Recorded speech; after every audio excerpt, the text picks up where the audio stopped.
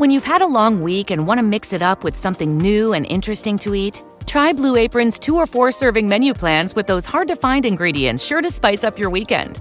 With 60-plus options each week, you can choose from an ever-changing mix of high-quality meat, fish, vegetarian, WW recommended, and wellness offerings. Order now and get $110 off across your first 5 orders when you visit blueapron.com/unique.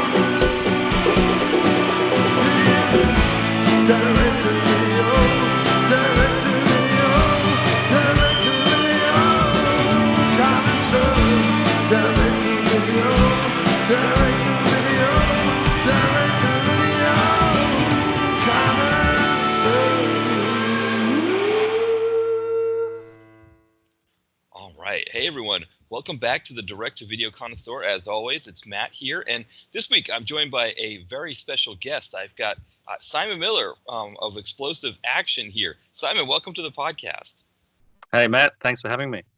Yeah, so this is great. I mean, I think we tried to have you on back when I was doing the podcast in like 2014, and it was the problem was we only did the podcast at like 8 p.m. New York time at that time, so we were really limited to anybody we could get on the show. But I know that was not a good time zone at that time at then for Australia as well. Yes, it's like nearly 10 o'clock here now, so I'm hopefully not keeping you awake early in the morning over there. No, it's no problem at all. I don't mind doing it. It's good, anyway we can kind of figure out how to make it work like that for sure. But yeah, it's nice now the way I do it now, where I just record the podcast and then upload it later. It allows me to do it at any time. At that time, we were doing it live at 8 p.m. We were part of like a podcast night, so pretty much nobody could do the podcast unless they were in the East Coast in the United States. Like the England, that was like 2 a.m. for England. Obviously, yeah, for Australia, it was not a good time. West Coast even in the United States. So this is nice that we can kind of have a lot of different people on. Yeah, this works out much better. Now, yeah, Simon, I've been wanting. Obviously, we talked about that. Wanting to have you on for a while now. I obviously, big fan of your site. I think, especially the Japanese VHSs and things like that you post, especially on Instagram. I love seeing those. Yeah, that's my my little passion. I don't really know why, but I really grabbed onto Japanese VHS. Just one of those things that I kicked off nearly the same time as the blog, around about 2010. From reading from another blog. There's one called the what's it exactly called? The When the Vietnam War Raged in the Philippines, I think is the name of the blog. Yes. By another guy called Jack Jensen, and that got me into these action films that were shot in the Philippines, all about the Vietnam War, filled with American actors and shot on the cheap. And that started me on a journey of Japanese VHS, because that's where all those films were released. Yeah. I was fortunate enough to know you sent me some DVD rips of some of those, especially I think with the 2 Strike Commandos, which I loved. Along with I think there was another. I think Robo War was another one. Absolutely. Yeah. Yeah. It's got. Go ahead. Actually on Blu-ray.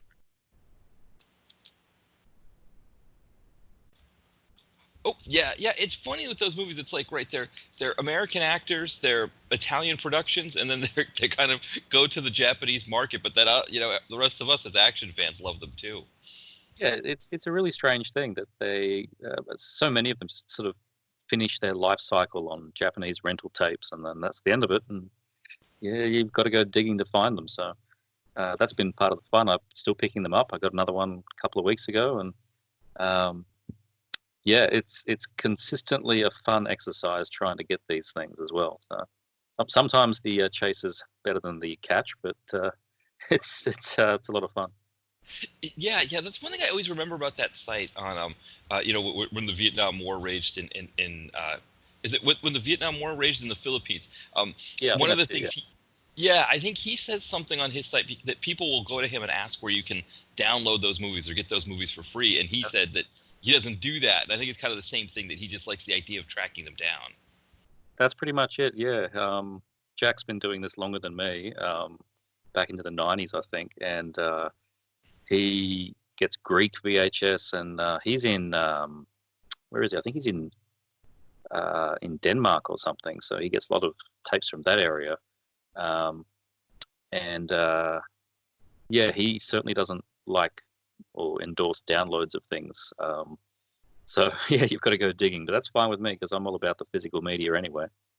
Yeah, yeah. I mean, I think it is a really cool thing to find something, track something like that down and have it. I mean, I think for me, one of your recent ones that I saw on Instagram that a huge fan, just being a Gary Daniels fan, was that you found the Secret of King Mahi's Island, which has always been kind of a rare one. Serious cool. I was so happy to find that.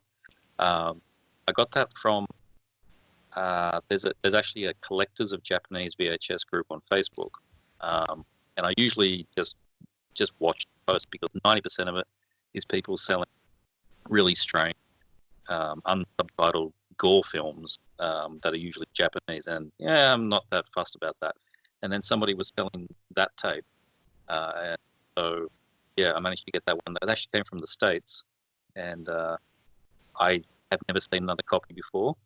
It's not online anywhere that I can find, so that was a really rare find. I was very happy to get that.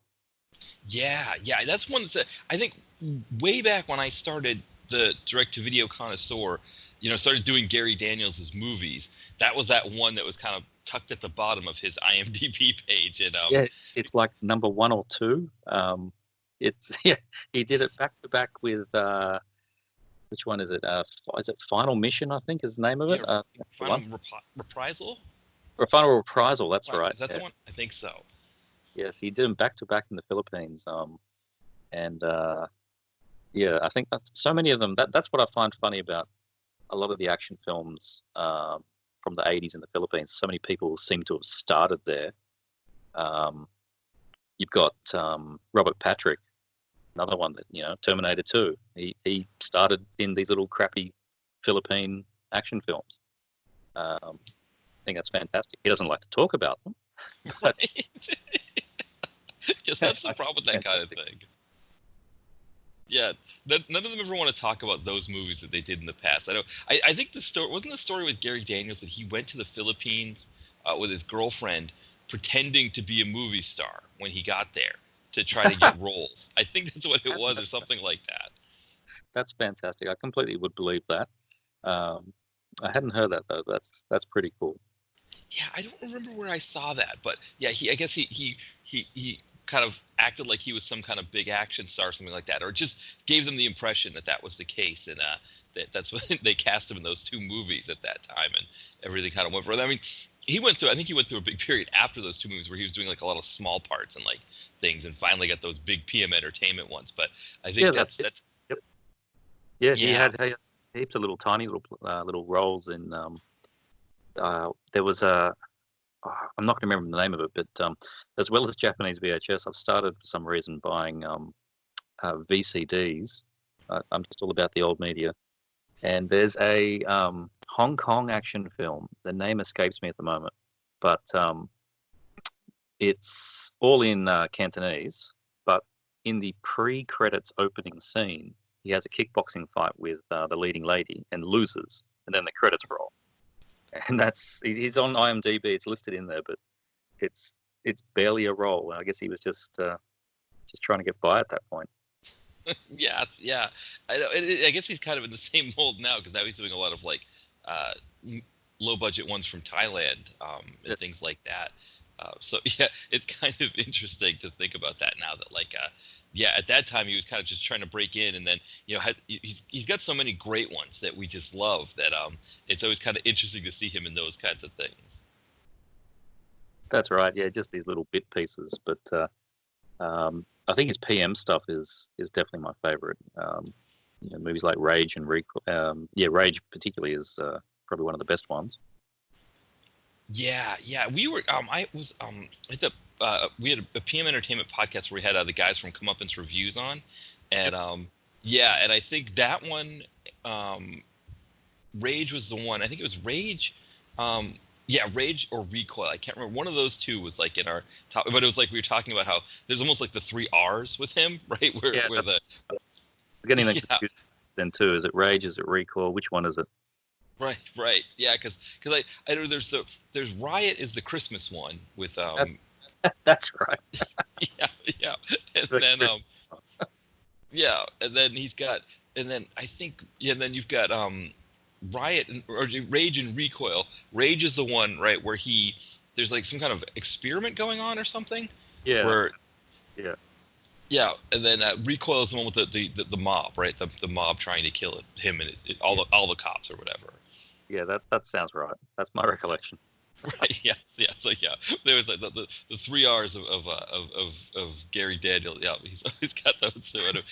Yeah, I mean he's still doing them. He's still making them. I know he goes to Thailand and makes a bunch, or he'll make some in Mexico. There's a director there that he makes them with, and so he's still. I mean he's the one like Dolph. We're about to do the 50th Dolph movie, but Gary Daniels is right there. I think we've got like 40 something tags of his movies on the site. So I've done so many. I've been chasing my backlog of the ones that I don't have, like Mahi's Island, and then Final Reprisal, which somehow escaped me. Geez, his acting is kind of rough. He's far better in the other film in Mahi's Island than that he was in Final Reprisal. Yeah. Reading off cue cards. Yeah, I think that was the thing for him. Like, yeah, he just I don't know. Yeah, there was something about his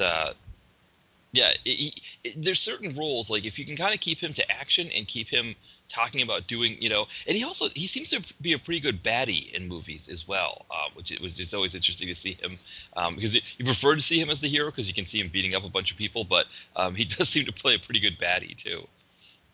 Yeah, he does. But you're right. I do prefer pretty much across the board to see the action star, that the actual names, to be the good guys. And I get thrown when I see like Van Damme being a bad guy. It just throws me. Doesn't feel right. But what can you do? Yeah, exactly. Well, now, so the movie we're looking at today, Avengement, which I thought, when we were talking, talking about having you on the podcast, I thought this might be a really good one because I think I'd seen on your Instagram or your YouTube that you'd posted that you own the Blu-ray copy of this. So I figured, okay, this is one that you'll and then when I mentioned it, you were like, yes, of course, this is definitely the one to talk about. It's a fantastic film. I've watched it 3 times, I think, now. Reduced a few extra people to it. I have these movie nights with some of my friends, and it's always been Simon will bring the bad movies, and that they expect me to bring low quality films that we can laugh with or laugh at. But I'm always bringing across one that I've watched that I know is actually a quality film. And the last time I brought that was Avengement. And it was good to get a crowd of people go silent during all the scenes and then get to the end of it and just go, oh, that was a real movie. Yeah, and the funny thing about Avengement for me is that I was on hiatus. I come back from hiatus, and of course Scott Adkins is working a lot. He's just doing like 4 or 5 movies a year, and so I was looking at like what I wanted to do for Adkins when I got back in, and I see Avengement. Of course, Netflix is trying to get me to watch Avengement because they've got it splashed everywhere here in the States, and I look at it, I see Scott Adkins' face is all scarred up and he's got metal teeth and everything, and I'm thinking like I don't know if this, I'm hearing good things about this, but I don't know if this is like the movie for me. And so I did Debt Collector instead, and started posting it on Facebook and things like that, and the comments were all, hey, that's really great that you're doing Scott Adkins again, but you've got to do Avengement. And so I was like, okay, all right, yes, all right, I will do that. And so I of course I watched it as well, and I couldn't believe, I mean, I was trying to remember the last time a direct-to-video movie like had this kind of buzz, like buzz after people had seen it, not like everybody's anticipating it, but like everybody seems to just be like, this is the movie right now. I was thinking back to maybe like Black Dynamite that Michael Jai White did, or maybe the Universal Soldier one, Day of Reckoning, that had Dolph Van Damme and Scott Adkins. It's been a while since a direct-to-video movie was this good, I think. It's really raised the bar, I think. In the last few years, I think we're starting to see some higher quality direct-to-video action films. Like the budgets seem better, or they can do more with the budgets, and they know how to use digital video better now to not look like cheap 90s. They look as reasonably as close to a Hollywood film as they're going to get. I think that helps. And definitely Scott's films of like the last 5 or 6 years are just leaps and bounds ahead of his earlier stuff. So yeah, we're in a good spot now for films. I'm really enjoying the things that are coming out. Yeah, and the thing about Avengement, I think, that really struck me was that I always joke about like action movies being like kind of the same pacing as like a musical or something, where it's like instead of having a dance number or something like that, you've got a fight scene or whatever. And yeah. It feels like this movie takes the art of the fight scene and just really ramps up the brutality aspect of it, but does it in a way that just really works. Like the whole thing, I mean, I don't want to call it artistic, but it almost is like artistic in the way that they use the brutality in those fight scenes to just take it to a different level. Yeah, that's a good point. They really do. And I think as well, particularly in this film, it's got a soundtrack that really supports that. It's quite it's weird. It's like it's almost like classical but urban. It's a strange mix, I think, the soundtrack, and it flows really well with the action and the way that they shoot it. It does seem like a ballet. Yeah, and it's interesting because comparing this one to the Debt Collector, one of the things about the Debt Collector that I didn't like was that it felt like it was like okay, Adkins and Mandalore go to try to collect the debt. It goes sideways. Adkins gets thrown through a wall a couple times trying to fight the guy, and Mandalore maybe breaks a vase or something over his head, and okay, they collect the money and go on to the next one. And it just seemed like it was getting repetitive. And it felt like this movie, just before you had a chance to feel like maybe it was just going to be like, okay, guys in the prison start a fight with him. He fends them off. Guards come in, break it up. Repeat. Just when it felt like it was going to do that, they stopped it. It was almost like it was almost like and I think it was the same director and writer for this one, Jesse Johnson, I think his name is. Yes. Who? Yeah, and so it's almost like he knew from Debt Collector, where maybe watching it back again, saying like, okay, this is getting too repetitive, and it's almost like they knew when to stop it here, and get into something else or bring on other elements of the movie. So it never had that feeling of being overly repetitive. Plus, I mean, Scott Adkins in these fight scenes, he was just bringing it so heavy that it was, the fight scenes themselves were better than the ones in Debt Collector. He's an absolute powerhouse. It's definitely the most entertaining part about these films is that his martial arts is quite pure. But he mixed martial arts skills. He knows exactly what he's doing. It's not I think he choreographs. He does it himself, and he's completely believable that would actually screw you up with his skill. Not like Steven Seagal with his slap move, and then they bring in a guy that looks just like him, is quite looking like him, and you lose everything. But this is just Scott, fantastic. Yeah.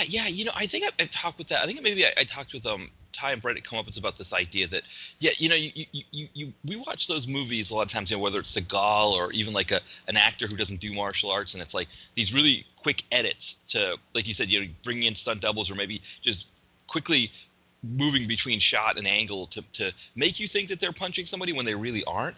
And for somebody that has the kind of skill that Scott Adkins has, he doesn't want that, right? He wants big takes, he wants long takes, and he wants to show off his skills. And even though it's going to take a toll on him, and I honestly don't know how he does 4 or 5 movies a year with the kind of high octane fighting that he does Crazy. in his movies.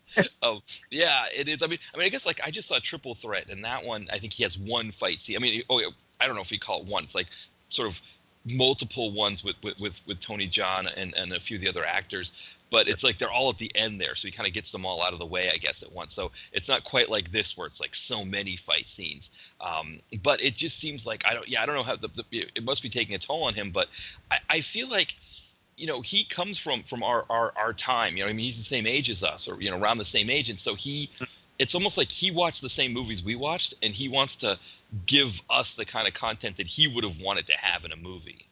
I think that's exactly right. He said things before, like how honored he was to work with Van Damme on the couple of films that he has, because he grew up watching Bloodsport and Kickboxer. So he's just an action fan like the rest of us, and he gets to present the films to us. So he's a very lucky spot. Yeah, and that's a good point too, because one thing I think I have noticed, you know, bringing up like Seagal, you know, or you know, Van Damme, or some of these guys who are getting, you know, older now at this point. You know, they're in their 60s. Seagal's gonna be 68, I think, this year, but I think yeah, it's amazing to think that. I mean, but Van Damme, I think, just turned 60, or either just turned 60 or he's like just into his 60s, and it seems like he does have this kind of wanting to pass the torch on to other guys, and I think he, you know, has, you know, it seems like when you watch those movies that he does with Adkins, that he wants that. He wants people to see Adkins do what he does and be kind of that next guard, which I think that has been good to see, at least in watching the movies that they've done together. Yeah, I think you're right there. The films that Van Damme has been taking on have been less action heavy. I mean, starting with things like his almost biopic, the JCVD one, that sort of signaled a change in the films he was doing. He still does some action, but it's there's a bit more focusing on characters and drama in a lot of his films now, and that's fine. I mean, it's the same with you know, big hitters like Schwarzenegger. Now he's playing, you know, the town sheriff in movies.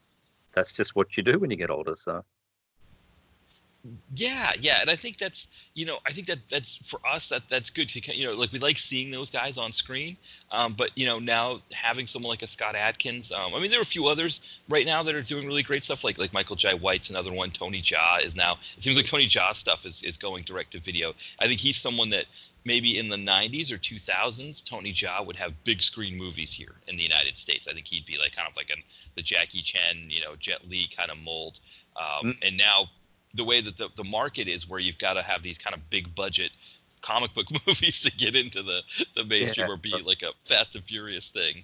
Yeah, it's like he's going to be direct to video. So it is great. But I mean, I think that's one thing I liked about Avengement, was I felt like, you know, Scott Adkins in this movie, like, it's almost like it's doing some different stuff with action, and he was just kind of like all in. He bought in completely to what they wanted to do here. yeah, exactly. But what I really found interesting when I was watching Avengement and was how much I was relating it to the Guy Ritchie film Snatch. I kept thinking the entire time I was watching it, it was this gritty British gangster thing with flashback scenes and sort of black comedy and raw action. It was I saw a lot of parallels with that film. Yeah, and then of course, like, yeah, I mean, the one thing this has that Snatch doesn't, of course, is these well choreographed. It's funny you say, I say well choreographed, but they didn't feel, you know, when you watch them on there. I mean, there's that brutality and the sense that it's like, you know, when you're watching Adkins fight these guys, it didn't have that feeling of like, okay, I'm gonna do these hits and you do these hits. It felt like it would. Yeah, and I think that's one thing that really excited me about this movie, was that it was like, yeah, like you talked about, you know, like kind of like the gritty, you know, British gangster film, but then with these really great fights in that were just so brutal, but yet so exciting at the same time. Yeah, and so much of it comes from left field too. That he's having a quiet chat in the pub and then just shoots the guy in the knee. I mean, that was I wasn't really expecting that. I think that's what really works to the favor in this film, is that so much of the action is very quick thinking. You don't see it coming. Yeah, and you know, normally when I watch a direct-to-video movie and they do a non-linear plot, approach like this movie did. Usually I watch that and I'm like, oh boy, this isn't going to work out. And it generally doesn't. It feels gimmicky, and you kind of feel like, okay, you could have just told me this way. But then, when I'm watching this one, I'm thinking about it like, okay, well, how would this have worked if it had been a linear plot? And it doesn't really come off the same way as it does doing it this way, where it's like, yeah, they're in the pub and he's talking about, and then you kind of go through flashbacks, I guess, or it's going, it's things are happening that way. It was a better way to tell the story. It unfolded in a better way doing it that way, which I thought was great, and also again kept the action going and kept the tension, in between the action scenes. Yeah, that's right. I couldn't see this being linear. I mean, if the movie started with him, doing the job and then going to prison and then going through all of that, then being released or escaping and then going to the pub for half of a film, it would be quite anticlimactic. I don't think that would work. So they were clever to do it the way they did, where it starts and then kind of Tarantino it a bit, just going back and revisiting what happened to get you there. Yeah, exactly. And it didn't feel gimmicky. It felt like, okay, this is the way that this should have been told. Now, looking at Scott Adkins overall, I mean, what do you think? I mean, I think I still got a good amount of his movies to see, but I feel like this one might be his best. I had this one tied with Ninja 2, but see, I don't like. The thing about Ninja 2 is he has the American accent in that. I don't like his movies as much, so I prefer when he has his natural accent. And this one, of course, allowed him to do that, where he could just, I don't think this is exactly what his accent sounds like, the character that he was playing in the movie there, but at least it was a UK accent, and that was a little bit better than, an American. But I don't know, what do you think? Where does this one, for you, kind of rank with his other ones? It's definitely top 3. I'm not too sure how I could do a top 1, but I'd definitely say it's going to be tussling with Savage Dog and probably Accident Man. I think those 3, which are also one of his most recent ones. All 3 of them are Jesse Johnson films as well. I think that, like the same way that you had films with Isaac Florentine, and it was like you had that combo of Scott and Isaac. You knew you were in for a good time. We now have a combo of Scott and Jesse, so so he did Triple Threat as well. Right, and the Debt Collector, yeah. So and that's because I haven't seen Savage Dog yet. That's one I definitely that's going to be my next on the list then for sure. Now that you mentioned that one, it's free on Netflix, but I'm sure I don't surprise you when I picked up Blu-ray. Yeah, I totally can understand that. It's interesting. That's one thing I've noticed too with his movies is that you can get a lot of them on DVD nowadays. A lot of these movies you can't get them on. You can get maybe half of them. It seems like the direct-to-video movies that come out. The other half you have to stream in some way. And frustrating. That's actually, I find that quite annoying. Like I said at the start, I'm a physical media guy. I don't like having my film choices taken away, in that at any point Netflix could lose the rights or just decide to not show it in my country through geographical reasons. So then I lose stuff. So the Indonesian action film, The Night Comes for Us, that's one. That's probably one of the best action films of last year, and that doesn't have a physical release on any format in any country, and I find that very alarming. Yeah, that's something that I think for me, and a lot of people talk about that too, because it's like, one, like you said, you don't know if they're going to pull the rights. The other thing too, I think that is frustrating is like, when you buy Avengement on Blu-ray, you make one purchase price and you have it. Whereas in order to keep watching it on the streaming service, you have to keep subscribing to the streaming service every month to be able to view it other times. And then also you don't get the commentary tracks and the other extras that come, and exactly. Definitely, it's nice to have that, to find out what they were thinking. Especially, I kind of almost prefer it when it goes wrong. I want to hear the commentary tracks. I want to see what they were thinking when they did something. Yeah, but a movie like this, though, it would be kind of like, excuse me, it's good to hear why did these things that I really liked about it. What were they thinking with those things as well? Yeah, exactly. I know what you mean. You lose a lot with streaming. You gain the convenience that you can just, I watch the latest and greatest thing, hit play, hey, I'm watching it. But it's not going to be like that forever. And I'm already hearing people complain that their favorite movies are being removed from the services.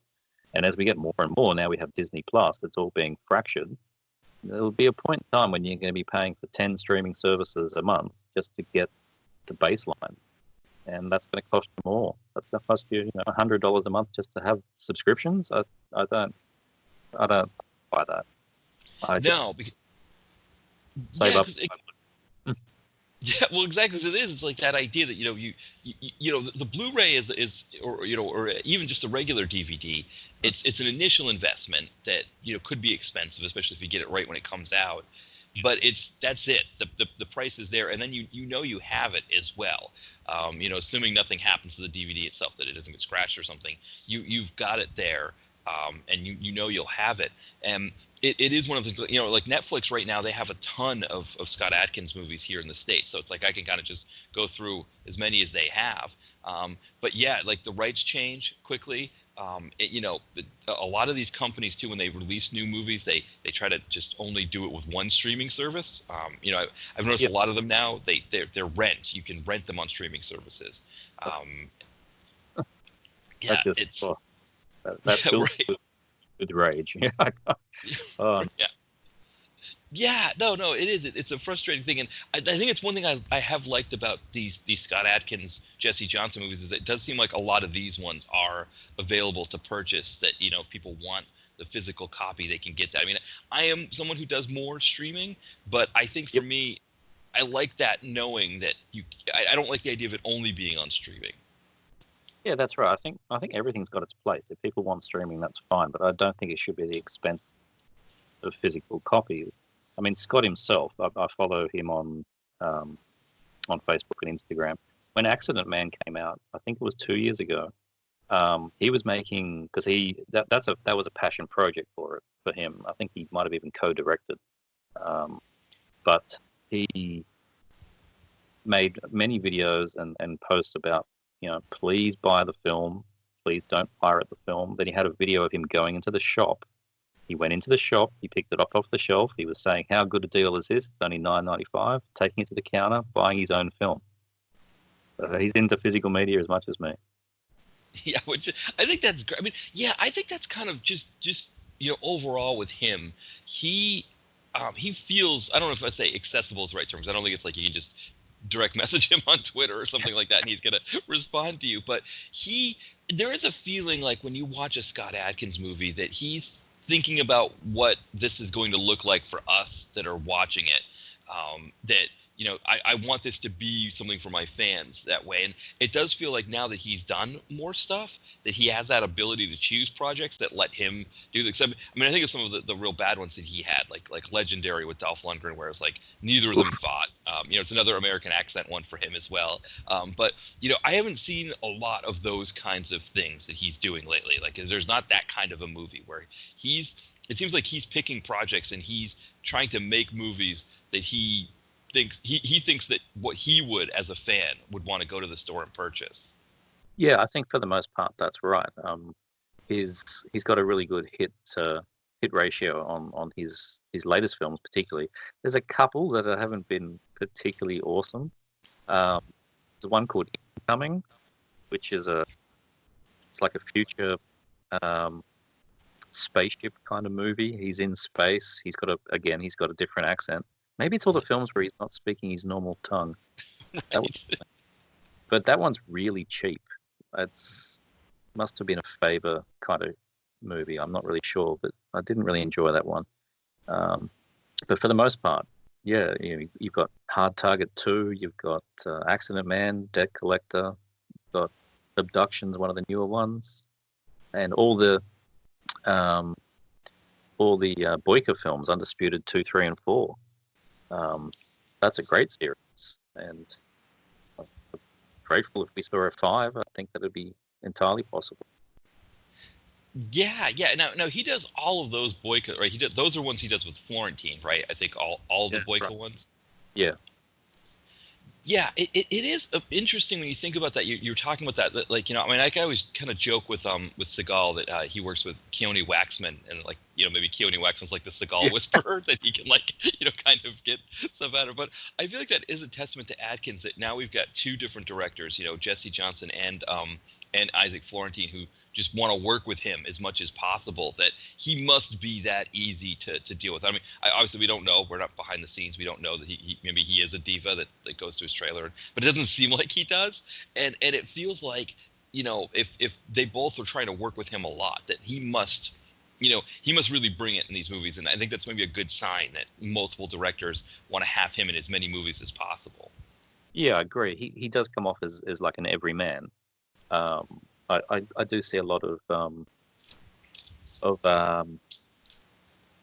I've just completely forgotten the guy's name.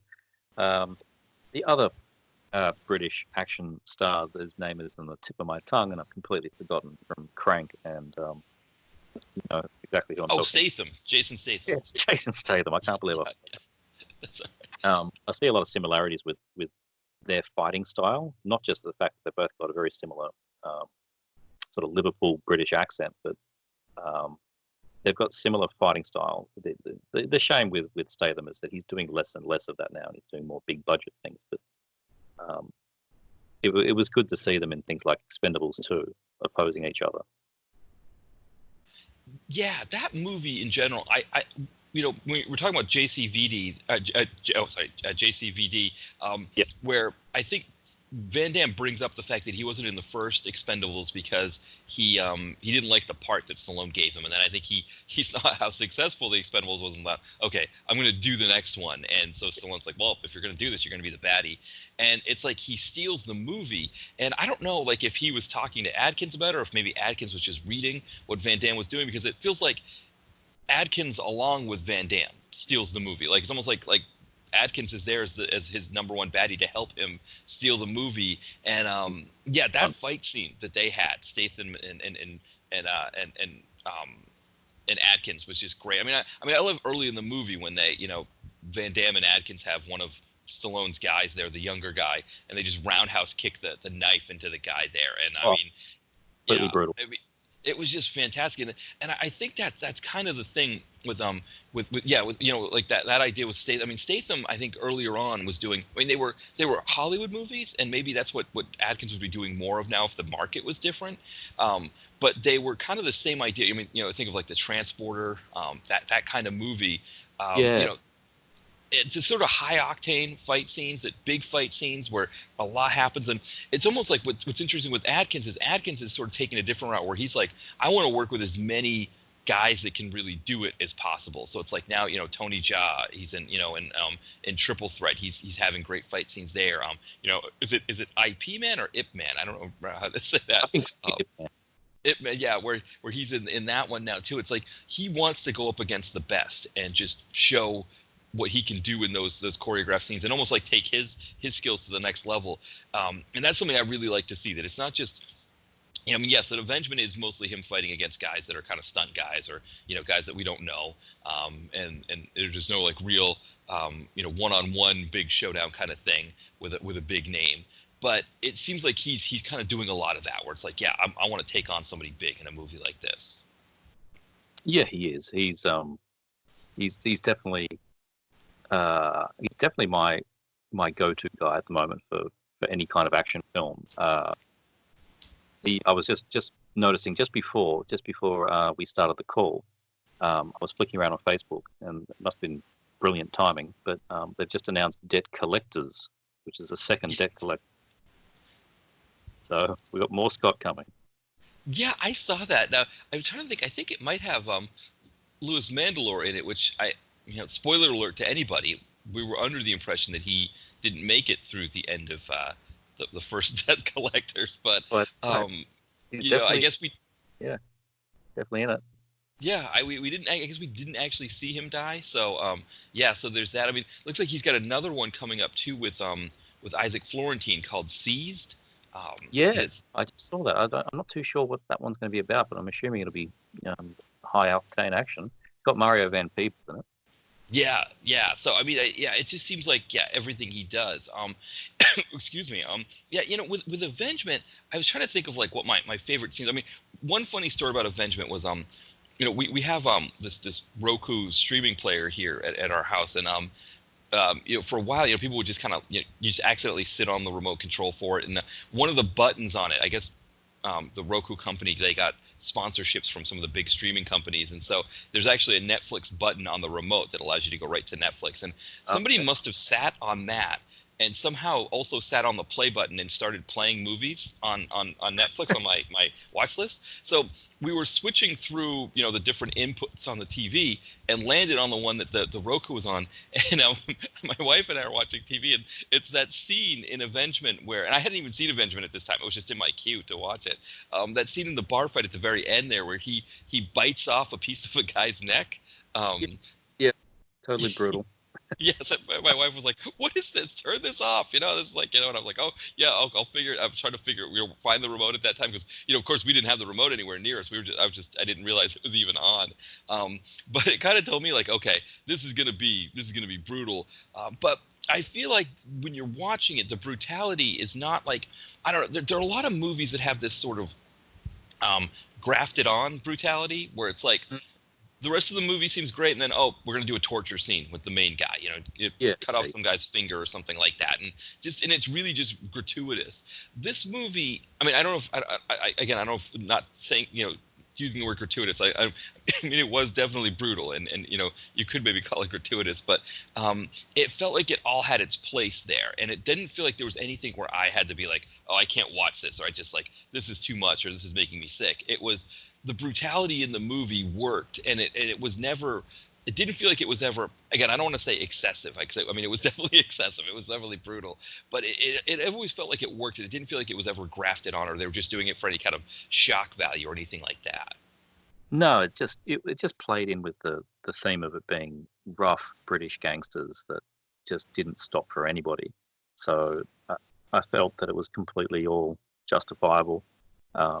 Even the crazy, last 10 minutes or so when all the machine guns came out. I could imagine some bar fights with gangsters ending that way. Yeah, I mean that was the thing is I think the movie did a lot of things to try to, they put a lot of things in there to make parts of it, I don't want to say believable, but make it a little bit more realistic. Like, you look at Scott Adkins fighting whole groups of people at a time, and yes, we kind of take for granted in an action movie that that's just what happens because it's fun. It's fun to see that kind of thing. Whereas this one, they were trying to set it up that like, no, this is how he had to survive in prison. He had to learn how to, take one person out and be able to adjust himself to see the other person, but yet also it's like it never always worked for him either in prison. Like he would always eventually the group of guys would sometimes get the best of him, and he'd have to kind of keep learning how to do it. And I thought that was an interesting approach, that it wasn't just he comes in with all of these skills and he can just take out 5 guys at once, but he sort of has to develop an ability to see his environment that way. That's right. I mean, he starts the film almost timid, like he's going to his brother to borrow some money, and oh please, it's going to be a really great idea, and oh no, I won't give you the money. You've got to go and do this hit for me, and the hit goes wrong, and he doesn't have any of these skills at that point, and then then he's in prison, and things just keep getting worse and worse, and he has to learn these skills, defend himself from all of the other inmates. Yeah, and it's I think one of the things is that there's so many movies where the movie takes place in prison, and again I think that's one thing that was good about this having the non-linear approach, was that it wasn't just an in prison movie. There was a lot of things that were happening outside the prison, but also again the main setting is happening outside the prison, and I thought that was a good approach to not just have it feel like your run-of-the-mill prison movie, because it wasn't that. It was definitely something more than that. Oh yeah, absolutely. It was I think very little to do with the prison movie. I mean, that was where he found himself, but it was more about confrontation with his brother. It was more about the opening scene of it being in this pub. The prison stuff was just the journey on how he got there, but it wasn't the focus of the film. That definitely did work with the non-linear way that they filmed it. Yeah, for sure. It kind of prevented it from, because you would have just had this huge swath in the middle that would have just been him in prison, trying to make himself into who he was, or as I should say, make himself into who he was, but also turning into who he was.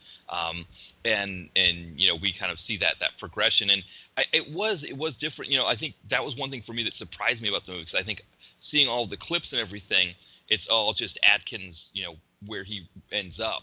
And so I just thought, okay, he's just like this this badass gangster guy who is like out for revenge, and didn't realize that there was a bit of a Bildungsroman, I guess, for lack of a better term. They were kind of developing him into this person in the movie, which I thought was cool to see. And again, it was like the way that they did it by building him up. It was through these really great action scenes, these really great fight scenes that were well choreographed and were a lot of fun to watch, despite how brutal they were. Yeah, completely agree. It's probably the best character building I think I've seen on an Adkins film. Probably parallel with his journey on from Undisputed 2, 3, and 4. He really changes in those films. Particularly like Undisputed 2, he's the bad guy. You're happy that he loses, but through 3 and 4, he's effectively the good guy. I mean, he's kind of neutral, but you're rooting for him from those films onwards. And I find that with Avengement, you've got this. You're really believing with the character. You are on his journey with him, and it's very believable, and how he portrayed that. Yeah. There was a lot of buy-in there. Like, you could tell that this was a project that, and again, I don't know how it works with him and Jesse Johnson, if it's like he finds the project and he asks Jesse Johnson or no, because Jesse Johnson wrote this as well. So, I mean, maybe he even wrote it with Adkins in mind, or they had some. Oh, go ahead. As I said, I wouldn't be surprised if that was the case. Yeah, and I think that always helps with this kind of movie too, because I think for a lot of direct-to-video movies that we watch, and I'm not trying to, because I love, obviously, I'm a huge fan of direct-to-video movies, that's with the blog and everything, but a lot of the movies that we watch, I think it feels like, the script came across the actor's desk or the agent kind of pushed it, or however that works, and they just kind of made a decision like, okay, yeah, I'll do this one. And maybe they're meeting the director for the first time. Maybe they've known the director before. But this one felt like it was something where it was like there was just total investment from everybody involved.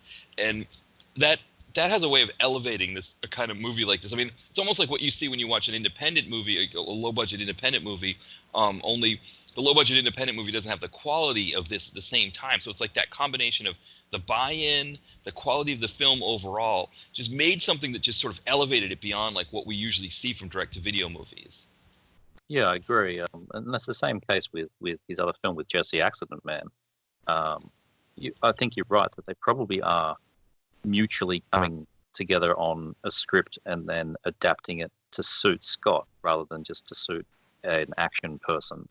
I think that's what's making the quality of these films that we're seeing from these two really, really high. That it's tailored. His action,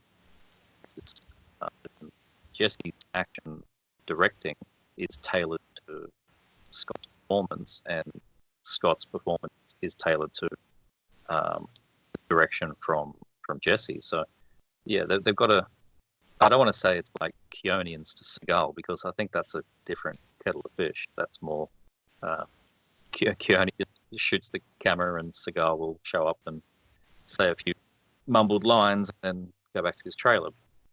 I think this is a great combination that we have with these two. Just like with Isaac, I think they work very well together.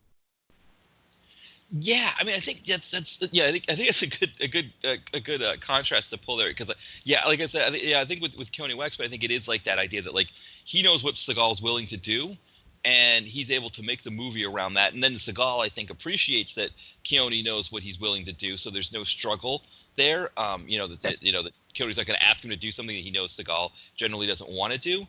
And then I think that there's that synergy there where it's almost like, lack of a better way, that Kenny Wackman's the Seagal whisperer, where he just knows what he could do to get the most out of Seagal in the movie, and then Seagal appreciates it. Yeah, it does feel like with these, and maybe the same thing is happening with Isaac Florentine as well, because they're doing a lot of movies together, and I think it's this idea that Isaac Florentine's one who his movies just all seem to have like he's trying to draw in from a lot of influences that he had growing up with Hong Kong films and those kinds of things, and it's almost like I feel like maybe working with Adkins, like he's found someone who that kind of buys into his vision with these movies, and so they're coming. I mean, I think a lot of Isaac Florentine's best stuff seems to be coming now with the stuff that he's doing with Adkins too. So it's I think it's part of why they're working with him, but I think there is that element where they're creating projects around him, or he's even having input or something like that. But it's not just a script flying across Adkins' desk and he's saying, yeah, I'll take it. It feels like he's involved with these projects. Yeah, it's collaboration of some sort. Yeah, Avengement is. I mean, I'm trying to think of some of my favorite scenes in the movie. I mean, I think one thing I love is I think what makes good action is if the fight scenes build off each other, or the action builds off each other. I think that's what made PM Entertainment's model so great, is that you start off with a really great action scene and you just keep building it from there. This movie didn't even really do that. This movie was like kind of a slow burn to start, where you're just but they create this character in Adkins right away where you're just like, I want to know what's happening with this guy. I know he's about to do something. I know he's going to pull something. I just want to see when it happens. And when he's in the bar there drinking the pints at the very beginning, you're just waiting for when does the other shoe drop. And I mean, once it does, it's like the whole thing just kind of goes from there. And it just felt like every fight scene, they made an attempt to try to make that next one bigger. I mean, there were a few in between that were a little bit on the smaller side, like when he's he's in the morgue of the hospital there, and he's in the elevator, and he fights off the police officers that were holding him there. That was kind of a smaller one compared to some of the the big prison ones. But there's a sense that, man, when he's in the bar there, that's going to be a good one at the end, and it delivered. And I think that's one thing I always appreciate in a good action movie, is that it builds on itself. That like they're going to make the next one bigger and better than the one before it. Yeah, I agree.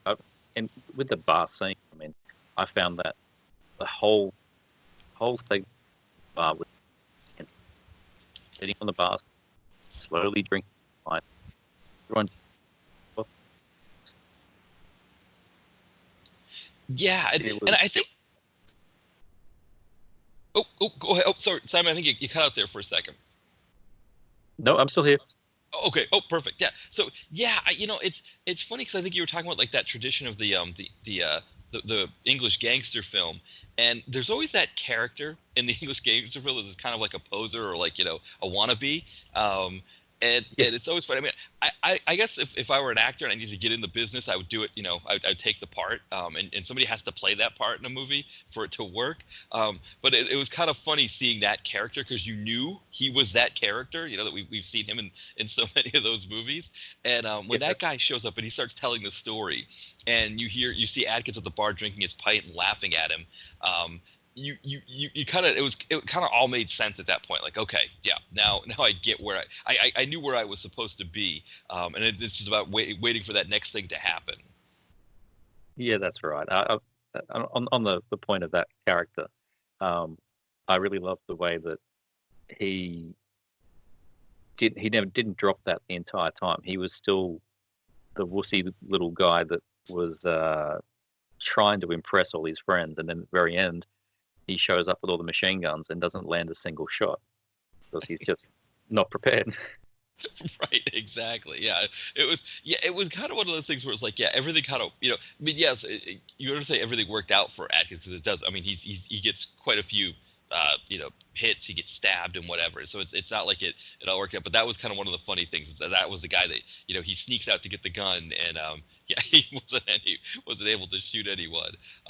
Yeah, I mean, thinking about that movie, I was trying to think of like what my all-time favorite part, and I almost think it was like, it wasn't necessarily, I mean, there were so many great scenes in it, but it was, I think that feeling that like something big is going to happen, at any moment here, and I think that helped, that the way that they told the story, it allowed them to manipulate the story so that they could get the action in the right part, so that we didn't ever feel like we were waiting too long for something to happen. Yeah, that's right. Everybody was in the action on this one, even the bar girl. And they definitely didn't leave us waiting too long between action scenes to get more action. Even when he's on the tail end when he's off talking to the accountant, that's only a very small break in the otherwise very long pieces of action. So Yeah, it's almost like it gave us a chance to catch our breath and be able to go on to that was about be able to go to the next one. I mean, and I think that's that was kind of the thing. I mean, when he's in the prison there and they're kind of telling stories about him going into I mean, they kind of take you through that in a way that makes you feel like not that you're experiencing like Scott Adkins, but you get the sense of it. It's just like every day he's out in the yard, people are trying to take him down, people are trying to kill him. We get a sense of the story why we find out that that somebody's put a bounty on him in the prison, and there's a reason why he's getting attacked every day. It's not just because they don't like him or whatever, but there's a reason for it. But you kind of get through the process of it, like, okay, it's just like one thing after another that he's, every time he's allowed in the general population, he's going to get attacked, and that kind of that fatigue that comes with that and all of it, it really takes you through a lot of that. And I thought that was another great way. I mean, again, using the nonlinear plot, they were able to do that where you could feel what it was like to be Adkins's character, having to go through that and having to find his way to fight back and not be a victim in the prison. Yeah, and I think my favorite scene in the film sort of answers to that, and that was the montage of him when it really is just getting too much in the prison, and they consolidate it all into just 2 minutes of him getting into a fight, getting thrown into the cell, facing up to the jury again, and then just wash, rinse, and repeat. And each time he comes back with more scars and metal teeth. And that's the thing that those scenes make him. And then at the very end of it, he has to go in and talk to his mum. Right. It was such a reality check. Yeah, well, I think that was it's a good point that like using the mom to juxtapose what was happening in the prison, so we could like. Yeah, that like this is what he's turned into, but then here's his mom who's still on the outside. Was really exciting. I think, yeah, I like again that was a mistake that the debt collector made that this movie didn't make, and that was that it wasn't. They kind of consolidated a lot of that area where it could have gotten repetitive. They consolidated into that montage and didn't allow it to do that, which I thought was really good. Because I think the debt collector, I think it was good. I enjoyed it, but it did feel like it got repetitive with the way it was sort of like, oh, we're going to go on another job, and then it's going to go sideways. And they tried to mitigate it with the whole Tony Todd aspect at the end, but it felt like it almost came in too late, and it almost didn't fit with the rest of it. This was good because this was it was almost like Jesse Johnson knew where he made that mistake with Debt Collector, and he corrected it here in a way that made the whole thing work so much better. Made Avengement that much better of a movie compared to the Debt Collector. Yeah, he very well could have sort of taken that on board. Everything that was not quite firing with all cylinders in Debt Collector. I mean, I really enjoyed Debt Collector, but you are right. It's the lesser of the films, and you can see what he's learnt and then applied to Avengement, which again just makes me more excited for the combination of these two guys. And maybe we'll see with the second Debt Collectors, maybe that'll make up for it. Yeah, I really am excited to see what's going to happen with that movie because again, we thought Louis Mandylor was dead, and I noticed he uses Louis Mandylor some because I think he uses him in Avengement as well, and so I mean Louis Mandylor seems like he's almost kind of going the Eric Roberts route where he's going to try to get in as many movies as he can and have smaller parts in them. Yeah, so it'll be interesting to see kind of what happens there. But yeah, so wrapping up here, Simon, did you have any final thoughts or anything else on Avengement? Oh, final thoughts. Well, I don't know. It's I think I just stand by the fact that it's in my top 3 Adkins films, and being the latest one that I've watched, and I've watched it I think at least 3 times now, which is more than I can say for most of the other films. Oh, in fact, that's probably I don't think I've watched any of his more than twice at this point. So 3 times for Avengement. I guess that does answer the original question of what my favorite one of his is, and I guess it has to be Avengement based on that. I've watched it the most times. So nobody's got any excuse to not watch it. It is free on Netflix, and everyone's got Netflix, so everyone should check it out. Yeah, and I think if you watch any action movies on Netflix, it's usually like the first one they suggest to you, like, Avengement. There it is. And so I know they were pushing me to watch it. Yeah, it was one of the, I mean, I think when I was on hiatus, it felt like Netflix was always trying to get me to watch more of, as many Scott Adkins movies as possible. But yeah, that would, I think for me, because I haven't seen Savage Dog yet, so I really need to see that one. But you really need to see Savage Dog. Yeah, so I know what my next Adkins movie is going to be for sure. But for me, I think this one is his best, just because it is like, it does feel like, between the buy-in, the fact that he's not using his natural UK accent, but he's at least using something closer to what he's more comfortable with, as opposed to an American accent. And I think just the overall buy-in and the synergy between him and Jesse Johnson, and the way that this whole thing plays out. And I think the whole cast really does a really great job with this, where they're really playing their parts, and he just kind of goes with it, and just the action scenes, the brutality, but yet how well choreographed they are with that brutality, I think is it just made that thing so fantastic. Yeah, couldn't agree more. It was everything I wanted from an action film. It's I don't think it cracks 90 minutes, so it doesn't pass that that crucial time point when I start looking at my watch. Right. It's not filled with terrible CG explosions and CG blood squibs. Like, everything looks real. It looks gritty. I think that also really just helps it shine above so many of the other films, where everything is legit. It's filmed like it was something PM would have done, but better, bigger, and far more satisfying than so much more of the DTV action that comes out on Netflix and such these days. Yeah, it really is that one that I think is like, it's worthy of thinking of. I can't think of a movie that's come out, and I've got plenty to catch up on since when I was on hiatus, but I can't think of a movie that's come out that has had the kind of buzz that this one's had, where it's like kind of just a universal, everybody loves this movie and everybody really wants to just get after it. And I mean, it's just a high octane, for someone like Adkins, who's just doing so much high octane stuff. This is like, it feels like this is, like I said, I got to see Savage Dog for sure now to compare it, but it feels like this is the most high octane. This is kind of the best of that kind of thing. Yeah, I think it is. And it's funny that you say that it's the one on the tip of everyone's tongue. Like, Triple Threat was going to be the big one. It had, all the cast that was in that film, Jay White and Iko and Tony Jaa and everybody in that film. And it's a good film, but it's not Avengement. And Avengement's just Scott. And I think that says a lot. Yeah, well, because you think about that movie, Triple Threat, there's kind of the plot kind of goes all over the place. There's a lot more just like machine guns, blowing things up.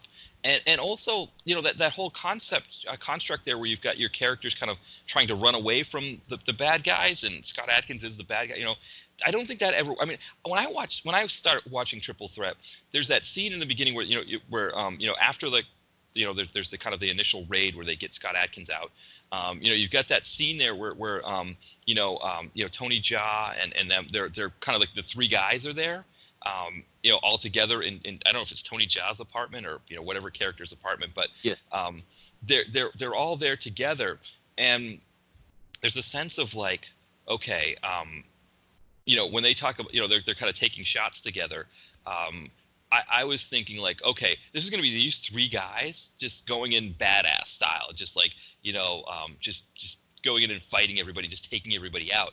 And when it didn't play out that way, I thought, okay, how is this going to work? And like you said, it was a good movie, but there is something to be said for the fact that this one was just Scott Adkins, and he just got after it for that movie. And yeah. And I think that plot also played out a little bit better than this one, because the way that they did that, this one here, Triple Threat, it was a little bit weird to see, Jaa, Tiger and Iko running away. Or I guess Iko isn't running away, because he's not like, he ends up kind of like not being with them, and he's got his own master plan about how he wants to get revenge. And it was almost too many cooks in the kitchen. Right. And yeah, this one didn't have too many cooks. I mean, this one had a plot that was, when you get to the meat of the plot of like what the brother is up to, that was a little bit. There were a lot of moving parts there. It felt like there were multiple moving parts there, but it wasn't anything that detracted from the movie or kept people from doing things that we wanted them to do. It felt like it all flowed nicely, and you didn't even have to really get what was happening there with the brother to understand, to enjoy the movie. Which I thought was good too, that it was, that you could separate that part of it and still kind of, enjoy the action part of it and enjoy kind of how Scott Adkins was in the movie. Yeah, agreed. It had a very good flow to it. But yeah, Scott completely owns the film. Probably, yeah, as I was saying, his best character development in a film since Boyka. So I know we can't see an Avengement 2, but that would be Yeah. So I know something maybe along the lines of Avengement 2, maybe like an unofficial sequel, maybe where it's just kind of something similar to this, but it's not. Yeah, not the exact thing. Yeah. Yeah, perfect. Well, so Simon, we're going to wrap up here. Before we do though, where can people find you on social media and whatnot? Okay. Well, I mean, the blog is still kicking. I am. I have been on my own hiatus with that. Having a child that's now 6 has taken so much time away from being able to review films. So, but there is still explosiveaction.com, is where I do get to do reviews when I can. And on Facebook and Instagram, it's also just look for Explosive Action and you'll find me. Excellent. Yeah, and then also got as well. Go ahead. I was going to say my strange one. That's my it's almost a bit more personal. It's for Explosive Action, and that's how I craft it. But a lot of it's just me, and the things that I pick up, the stuff that I buy, and like the latest movies that I collect. It's the odd one out of all of them, but it's funnily enough the one that I end up spending the most time on. Yeah, I was going to say, because I'd found the YouTube channel. I'm trying to get a direct-to-video YouTube channel, and please do. Be able to comment on your videos, because that was how I found out. Well, I think you posted on Instagram that you had Secret of King Mahi's Island, but then also I was looking on YouTube for resources or looking, just kind of in general, and it came up on there. I was like, oh, look at that! Explosive Action has a YouTube page as well, which I think for anybody who's either into collecting or just like loves, I know people just kind of love seeing VHSs and things like that. The YouTube channel is great. It's definitely worth a look at, and definitely also Explosive Instagram on Instagram, because I know you're always kind of showing new pieces to your collection, new things. I think when I was on hiatus, Instagram was like one of the only things I was using. So yours, and I think like Exploding Helicopter, and a few After Movie Diner that I was following on Instagram. So I was able to kind of keep in touch with those kinds of things that way, because. Yeah, I know how it is with blogging. I'm able to get in one a week, but it seems like these other medium, like Instagram and those, you can get things out there a little bit quicker. But I think that's how people are consuming things now more too. I think that's true, which is why I've not entirely been like that worried that I haven't been able to get to the full 8-paragraph reviews, because I can put a film on, take a photo of me watching it, and put up 1 paragraph on Instagram. And I'm thinking it's almost doing a similar thing. It's certainly getting the film out. I mean, most of the time I'm not trying to just, speak words for the sake of it. I'm just trying to say this film is worth seeing. And I can do that as well in one or two sentences on Instagram. So that's where I've been spending quite a lot of the time. But I do plan to try and do more actual reviews. The last one I did was the latest Rambo. Which I did like, actually, the latest Rambo, but certainly not what I was expecting. But I did enjoy it, but I do need to do more reviews. It's just tough at that time. Yeah, it's hard to find. Yeah, I agree with you there. I think I get the one in a week now, because that was when I was on hiatus, it was I was kind of like I couldn't think of doing anything, and now I've kind of been able to find a rhythm with it. But there are some of those weeks where I'm like, what I almost try to do is, like, if I have time, I do like 3 reviews at once, and then it's like, okay, I know when those other weeks come where I have no time, I'm like, okay, I've got some in the hopper there that I can just kind of pull from. But it does seem, and like I thought with Yeah, I mean, I thought with Instagram I was going to be going on Instagram all the time, and I'm only like really posting when I post something else like a podcast or a blog post. Then I'm posting on Instagram, and I was hoping to kind of do more with Instagram. So maybe I will eventually, but it is one of those things where like you think you're going to have time, and then you just it ends up not working out that. And of course, my wife and I, we don't have any kids, so there's not, we just have cats, so we don't even have that time crunch that you have with that as well. So I can only imagine that it's not easy to get things up there. The problem I really have is not the not finding the 90 minutes to watch the action film, is to then sit down, digest, remember the characters' names, because I'm terrible at that kind of stuff, and then try and put together a cohesive review, which ends up taking me twice as long as the movie itself. So the whole thing together takes 7 hours, which I know others, I mean, yourself, I don't know how long it takes you to turn a watching into a review, but I seem to take quite a long time when I'm doing them. Yeah, it's part of it too. Like one of the things, sometimes what will also happen is I will think about how I want to write the review, and then I'll read other people's reviews and think like, oh, that's right, I forgot about that part. And be like, okay, I wanted to mention that when I was watching it, because I don't take notes anymore. That's the other thing too. I just watch them, which I think it helps to have a notebook or something and sort of take notes on what you're seeing. And I know people do it that way, and I probably should do it that way, but I never think to. So yeah, there's that part, and getting the images from the movie as well, trying to find three. Yes. Yeah. Quite time consuming. I do not know how Ty from Comeuppance manages to do so many reviews. He's never stopped. Yeah. He doesn't. Yeah, it is amazing. I mean, it's like, yeah, they kick out one a week, and I mean, I know because he's also a big collector too. They have a ton to get through as well. Like he'll joke about it, like he's got a pile that like they've got to get through, because they're not planning on stopping anytime soon either. They're just gonna kind of keep rolling and kind of keep moving through it. I always find it funny. I haven't checked it in a little while, but for the longest time, and he's coming soon to review page, he had Collision Course. It was up there for like 6 years.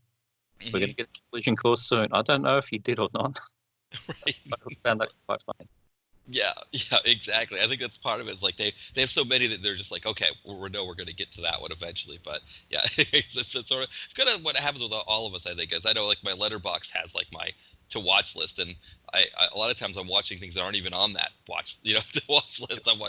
It's like, oh, there's this on Netflix, why don't I check that out? And so yeah, that kind of causes an issue as well. Like there's so much out there now. I mean, it's a good thing, I guess, but then also, how many Avengements do you find? And I guess it doesn't have to always be an Avengement, but there's so much out there, and you kind of just have to kind of sort through it and go based on what people are recommending and stuff like that, and to try to pick the right ones, because yeah, it's things look good, and then it's like maybe they aren't that good, and when you're like for me, if I'm doing one review a week, that's like 4 a month, and it's like, you almost want to try, yeah, it's like almost a tendency to only do like Dolphin Seagal because people know those ones. But, it's good to kind of get out there. Now, Atkins, of course, it feels like I've got to do an Atkins one every month now, too, because he's got so much stuff out there. He's got a lot.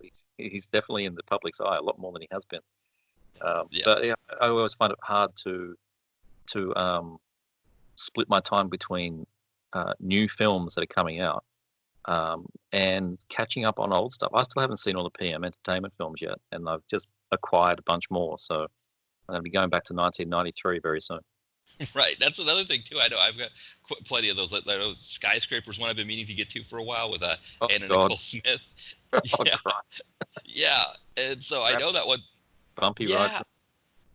Right, exactly. So it's like, okay, I got to do these, and yeah, you're exactly right. It's like, there's like however many DTV movies that are coming out. I mean, one thing that has been helping is a lot of the 2019 ones don't go right to Netflix. A lot of them you have to rent them, and it's like, okay, well, if I got to pay extra for this movie, I'm just going to do something else instead. Oh, fair enough. Yep. Yeah. All right. Now, just reminding everybody in terms of me, the blog is DTV. Connoisseur.blogspot.com. Find me on Twitter, Instagram at DTV Connoisseur, and then on Facebook it's Direct to Video Connoisseur. So I don't. For some reason I wrote the full name out for Facebook, but not for the other two. So it's still in the old places. Find us there. Feel free to comment.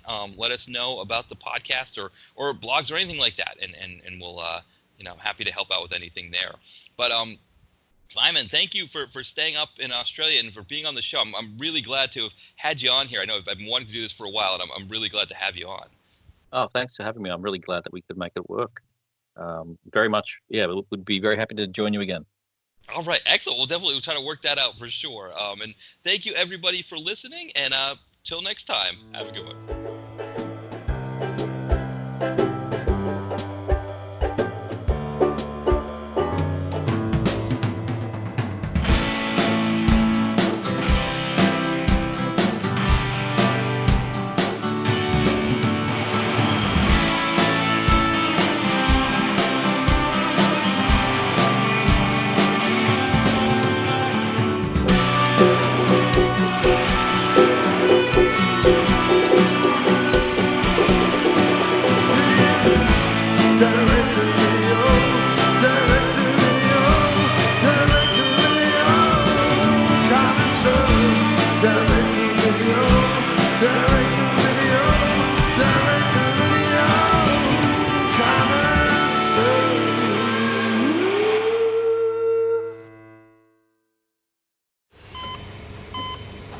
Hear that? That's the sound of a patient whose health data is protected from a cyber attack. And that's the sound of a financial system that's digitally secured from bad actors. Right now, there's an invisible war being fought on a digital battlefield that impacts what we do every day. That's why at Peraton, we do the can't be done to help protect the vital systems we rely on. Because if we don't, the alternative is unimaginable. Peraton.